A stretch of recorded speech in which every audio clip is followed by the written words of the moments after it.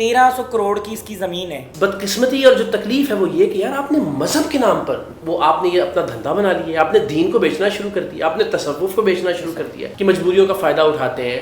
جس کو ہم دم کہتے ہیں نا, اس کا میں بھی احترام کرتا ہوں, اس کا آپ بھی احترام کرتے ہیں, اس لیے کہ سنت نبوی ہے صلی اللہ علیہ وسلم. لیکن اس نے شف شف کر کے اس دم کا بھی مذاق اڑایا. نہ اس کو نماز آتی ہے, نہ اس کو آیت آتی ہے, نہ آج تک سنا. میں سمجھتا ہوں عزت افزائی ہوگی اگر ہم کہیں کہ اس کو کالا علم بھی آتا ہے. اس کو ککھ نہیں آتا.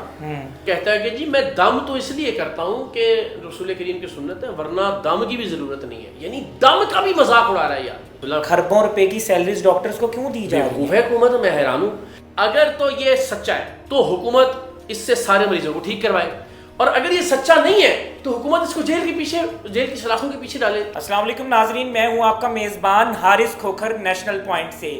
میرے ساتھ موجود ہیں سید اقرار الحسن, اور آپ کو پتہ ہے کہ آج کل پاکستان میں جو ہے وہ ایک بہت بڑے فتنے کو انہوں نے بے نقاب کیا ہے, جو کہ اپنے کرندے بھیجتا ہے ان کے پیچھے اور جو ہے ان کو قتل کروانا چاہتا ہے. اور اقرار بھائی بہت دفعہ کہہ چکے ہیں, اور ہم نے جو ہے اس جہاد کا ہم لوگ حصہ ہیں, اور ینگ میڈیا ایسوسی ایشن نے یہ جو ہے وعدہ کیا تھا اقرار بھائی کے ساتھ کہ ہم اس جہاد کا حصہ رہیں گے جب تک جو ہے وہ یہ اپنے انجام کو نہیں پہنچے.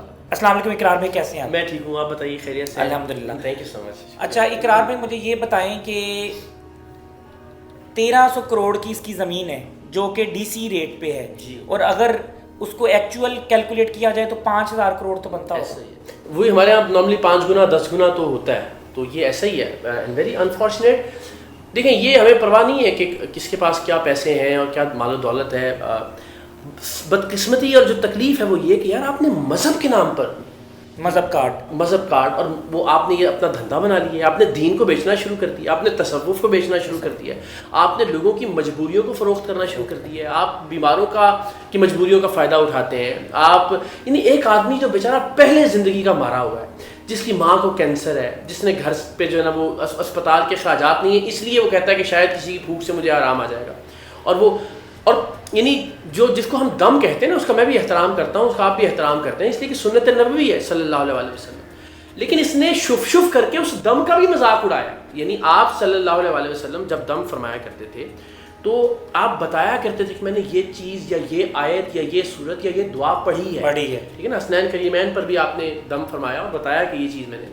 تو یہ وہ بدبخت ہے کہ جس کو 15-20 سال سے جب سے یہ میڈیا پر آ رہا ہے, اس کو ایک آیت پڑھنے کی توفیق نہیں ہوئی. حارث بھائی اچھا اقرار بھائی مجھے یہ بتائیں کہ سنا ہے کہ آیت پڑھو تو یہ کانپنے لگ جاتا ہے. میرا تو مجھے کچھ ایسا لگتا ہے کہ خدا نے کوئی اس کے اندر کوئی ایسی شیاطین والی صفت رکھی ہے کہ یہ کلام الہی سے یعنی نہ اس کو نماز آتی ہے, نہ اس کو آیت آتی ہے, نہ آج تک یہ سنا. بلکہ آپ اگر میں کچھ ویڈیوز دیکھیں ہمارے, جب ہم نے بار بار یہ کہا نا اس کو کچھ نہیں آتا, تو اس نے سورہ ناس پڑھنا شروع کی اپنے شف شف سے پہلے, اور وہ اتنی غلط اور وہ اس طرح سے پڑھنا شروع کی کہ جیسے کوئی چیز جس سے نا آپ ٹچ کرنے سے گھبراتے ہو, ناس اس طرح سے کر کے.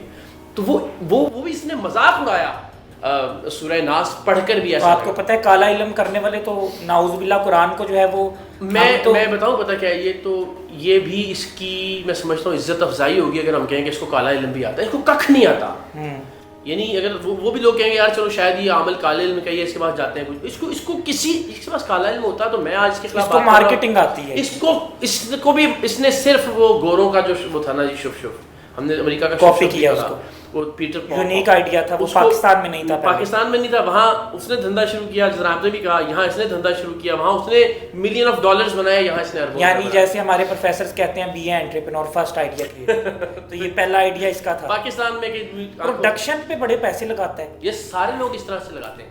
آپ انڈیا کا آپ وہ اٹھا لیں, بھگنیشور دھم کر کے اس کا نام ہے, آپ یہ پیٹر پاپوف کو اٹھا لیں, آپ یہ حق خطیب کو اٹھا لیں, یہ سارے کے سارے ان کا فوکس اور دھندا ہی پروڈکشن. کیمرے بے شمار ہوتے ہیں ان کے پاس, ان کی پوری ٹیمز ہوتی ہیں جو انہوں نے ہائر کر رکھی ہوتی ہیں. ان کا تو کام ہی مارکیٹنگ ہوتا ہے کہ جتنا لوگوں کو بیوقوف بنائیں گے کہ جی دیکھیں. اب یعنی ابھی کچھ دن پہلے وہ ایک بیچارہ جس کو ایلیفینٹیاسس ہو گیا تھا, وہ جس میں ہوتا ہے کہ مچھر کے کاٹنے سے پاؤں پھوٹ جاتا ہے, بڑا ہو جاتا ہے پیر, یعنی وہ ایلیفینٹیاسس کہتے ہیں اس لیے کہ وہ ہاتھی کی سونڈ جیسا پاؤں ہوتا ہے.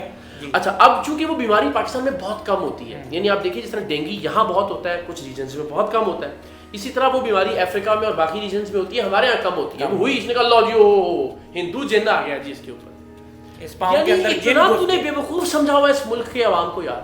میں نے بلکہ کہا کہ یار تم نے چیر سمجھ لیا ہے, یعنی چریا سمجھ, پاگل سمجھ لیا ہے اس ملک کے لوگوں کو. اس نے یعنی کہ اسلام کو بھی فیل کر دیا اور میڈیکل سائنس کو اپنی طرف سے. تو اس نے کہا جی ہر چیز میں, یعنی یہ وہ آدمی ہے جو کہتا ہے کہ جی میں دم تو اس لیے کرتا ہوں کہ رسول کریم کی سنت ہے, ورنہ دم کی بھی ضرورت نہیں ہے. یعنی دم کا بھی مذاق اڑا رہا ہے یار. تو سرجنز جو ہیں وہ ان کو تو چھٹی دے دینی چاہیے. بھائی دیکھیں ریاست جو اس کے پیچھے کھڑی ہے, ریاست اس کو ہائر کرے اور ریاست کو کہے کہ جناب آپ تشریف لائیں, آپ ہمارے ساتھ چلیں, الشفا اسپتال, پیمز آئیں, گنگا رام آ جائیں, سروسز اسپتال چلیں, میو اسپتال چلیں, یہیں سے اس طرح آغا خان ساروں کو پھونک مارتے جائیں. بسم اللہ. خربوں روپے کی سیلریز ڈاکٹرز کو کیوں دی جائے؟ بیوقوف ہے حکومت. میں حیران ہوں بھائی. دو کام کرے حکومت. اگر تو یہ سچا ہے تو حکومت اس سے سارے مریضوں کو ٹھیک کروائے, اور اگر یہ سچا نہیں ہے تو حکومت اس کو جیل کے پیچھے, جیل کی سلاخوں کے پیچھے ڈالے. اتنے پرچے ہو گئے ہیں, گرفتار نہیں ہوتا. سنا ہے کہ اداروں کو منتھلی جاتی ہے, اداروں کو منتھلی جاتی ہے, اداروں کے افسران ہائر کیے ہوئے. یہ اس کا پروپیگنڈا ہے, مجھے واللہ عالم یہ نام لے کے بتاتا ہے کہ فلاں رینک کا افسر میرے پے رول پہ ہے, کچھ نہیں ہو سکتا.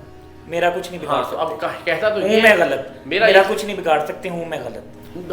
اتنے دھڑلے سے کہتا ہے. کس کو نہیں پتا.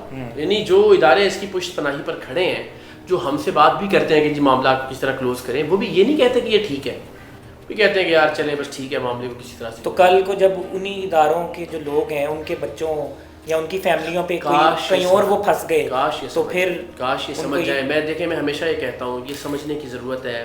یہ دنیا پہلے کہتے تھے نا جی کہ مکافات عمل ہوتی ہے, اب تو اتنی ہر چیز چونکہ تیز ہو گئی ہے تو مکافات عمل کا پروسیس بھی بڑا تیز ہو گیا. آپ کرتے ہیں اور یہ آپ کے سامنے آتا ہے کرما. تو یہ نہیں ہو سکتا کہ جو آج اس کی پشت پناہی کر رہے ہیں اور ان کی پشت پناہی کی وجہ سے یہ لوگوں کے بچے مار رہا ہے, ان کے اپنے بچے محفوظ وہ سب شامل ہیں اس میں. وہ سب اس قتل جتنا گناہ, اس قتل میں, دین کے مذاق اڑانے میں, دم کا مذاق اڑانے میں, ختم نبوت کے عقیدے کو نقصان پہنچانے میں, ہر جرم میں وہ برابر کے شریک ہیں جو اس کی پشت پناہی کر رہے ہیں.